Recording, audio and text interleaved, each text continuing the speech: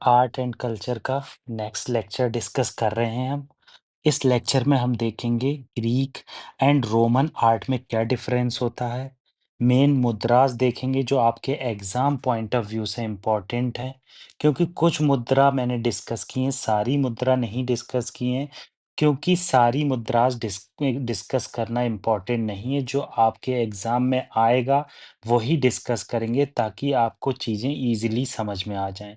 नितिन सिंघानिया ये book discuss कर रहे हैं, इसमें डिफरेंट चीज़ें हम डिस्कस कर चुके हैं और आगे भी डिस्कस करेंगे। तो पहले हम देख लेते हैं ग्रीक एंड रोमन आर्ट में क्या डिफरेंस है।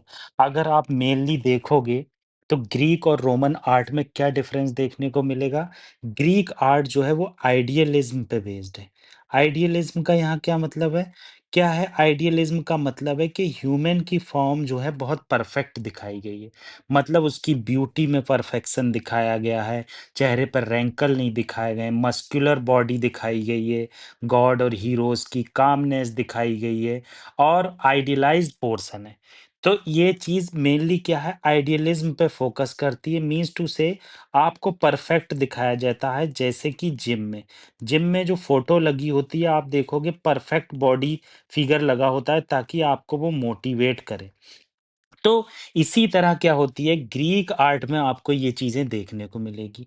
जबकि आप रोमन आर्ट में जाओगे तो रोमन आर्ट में परफेक्शन पे ध्यान नहीं दिया जाता है, मतलब रियलिज्म पे ध्यान दिया जाता है। देखो, आइडियलिज्म और रियलिज्म ये है इंपॉर्टेंट। रियलिज्म पे ध्यान दिया जाता है कि मतलब कि रोमन जो है, रिंकल आपके चेहरे पर हैं तो दिखाए जाएंगे, आप उदास हैं तो दिखाए जाएंगे। तो इस तरह की चीजें यूज होती हैं। जबकि ग्रीक आर्ट देखोगे आप तो इसमें मार्बल का ज़्यादा यूज़ होता है, मतलब अच्छे से अच्छी चीज़ यूज़ की जाती है।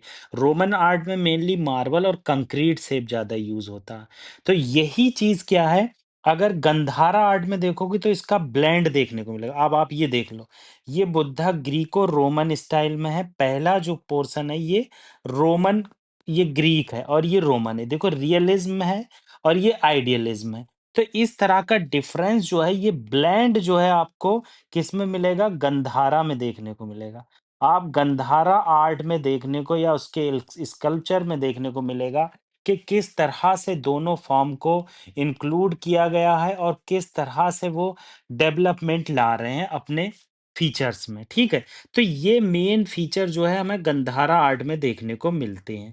आगे हम मुद्रास देख लेते हैं, जो इम्पोर्टेंट मुद्रास हैं बुद्धा से रिलेटेड और उनके जो जातका स्टोरीज हैं उससे रिलेटेड, वो चीज देख लेते हैं। देखो, पहली मुद्रा है भूमि स्पर्शा मुद्रा। देखो, इसमें सबसे इंपॉर्टेंट चीज आपको पता होना चाहिए, भूमि स्पर्शा मुद्रा का मतलब क्या है और दिखने में कैसी। देखो, भूमि स्पर्शा मुद्रा देखोगे तो राइट हैंड आपको नीचे होता हुआ दिखेगा, जबकि लेफ्ट हैंड आपको लैप पे रखा हुआ दिखेगा। देखो क्या लिखा है, आप अगर देखोगे तो पाम अपराइट है, जो लेफ्ट हैंड है उसमें पाम अपराइट है, जबकि right hand touching the earth.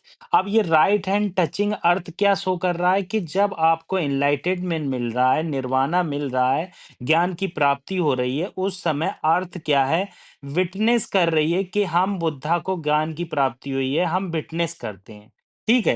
तो ये चीज यहाँ देखने को मिलेगी। ये मुद्रा अगर आप देखेंगे तो भूमि स्पर्शा मुद्रा मेनली एसोसिएट की जाती है ब्लू बुद्धा से और अक्षोभया। अक्षोभया क्या है? ये एक, आप देखेंगे महायाना बुद्धिज्म में और एक वज्रयाना बुद्धिज्म होता है, ये सेक्ट्स हैं बुद्धिज्म के, इसमें ये कॉमन देखने को मिलते हैं। तो अक्षोभया और ब्लू बुद्धा क्या है कि ये ऐसी बुद्धिज्म की फॉर्म है जो इसमें कामनेस को दिखाया गया है और ट्रुथफुलनेस को दिखाया गया है। इसको इम्पोर्टेंस यहाँ दी जाती है। तो आपको ये पता होना चाहिए कि बुद्धिज्म में किस तरह से चीजें दिखाई जाती हैं और किस तरह से भूमि स्पर्शा मुद्रा का ऑब्जेक्टिव क्या है या सिग्निफिकेंस क्या है। मेनली सिग्निफिकेंस यही है, जब बुद्धा को निर्वाणा और ज्ञान की प्राप्ति हुई, इनलाइटेंड मिला, तो उस टाइम पर अर्थ क्या है, विटनेस कर रही है कि ट्रुथ के साथ हैं हम और उन्हें ज्ञान मिल रहा है। ये देख लो आप, ये फोटो दिखाए गए हैं भूमि स्पर्शा मुद्रा के, ठीक है? तो ये बेसिक चीज थी। अगली चीज है ध्यान मुद्रा। ध्यान मुद्रा बहुत फेमस है क्योंकि आजकल योगा का कल्चर है, बहुत जगह योगा आपको देखने को मिलेगा। जैसे हम 21 जून को इंटरनेशनल योगा डे मनाते हैं। तो इसमें क्या है, इसको समाधि और योगा मुद्रा भी कहा जाता है। क्यों कहा जाता है? इसमें क्या होता है, लेफ्ट हैंड जो होता है वो राइट हैंड के नीचे होता है। देखो लिखा है राइट हैंड के नीचे होता है। बोथ हैंड टचिंग करते हैं टिप को और मिस्टिकल ट्रायंगल बनाते हैं। इस तरह से ट्रायंगल देखने को मिलेगा। ये देखो आप, ये ट्रायंगल आपको देखने को मिलेगा मिस्टिकल। ठीक है, ये बताता है कि कैसे स्पिरिचुअल अटेनमेंट हुआ और फाइनल मेडिटेशन के टाइम पर बुद्धा ने किस तरह से बोधि ट्री के नीचे निर्वाणा हासिल किया, मतलब इनलाइटनमेंट हासिल किया। अगली मुद्रा जो है वितर्का मुद्रा है। वितर्का मुद्रा क्या है?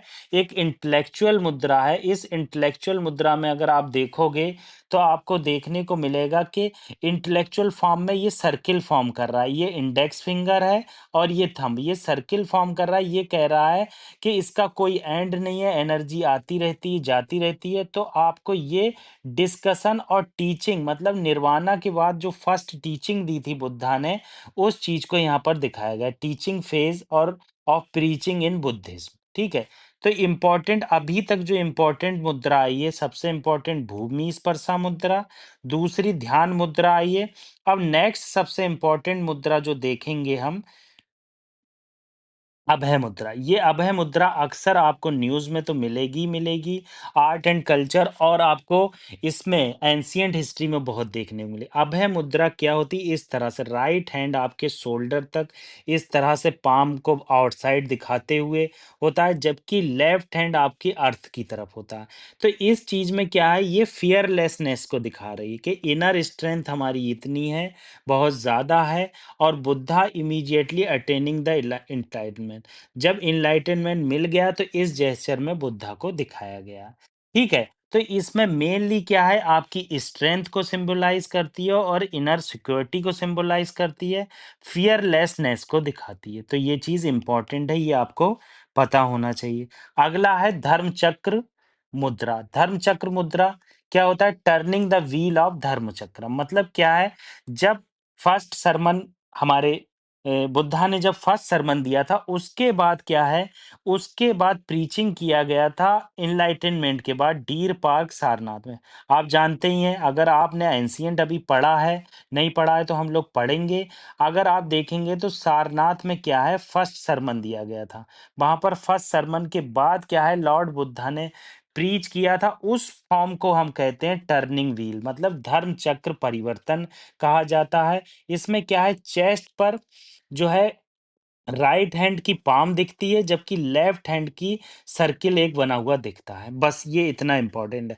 तो मुद्राज में ये 5 मुद्रा जो है मैंने डिस्कस किए हैं, 4 मुद्राज डिस्कस किए हैं, 5 मुद्राज ये बहुत ज़्यादा इंपॉर्टेंट हैं आपके एग्ज़ाम पॉइंट ऑफ व्यू से। अगले लेक्चर में हम और चीज़ें देखेंगे और पीवाईक्यूज़ भी करेंगे।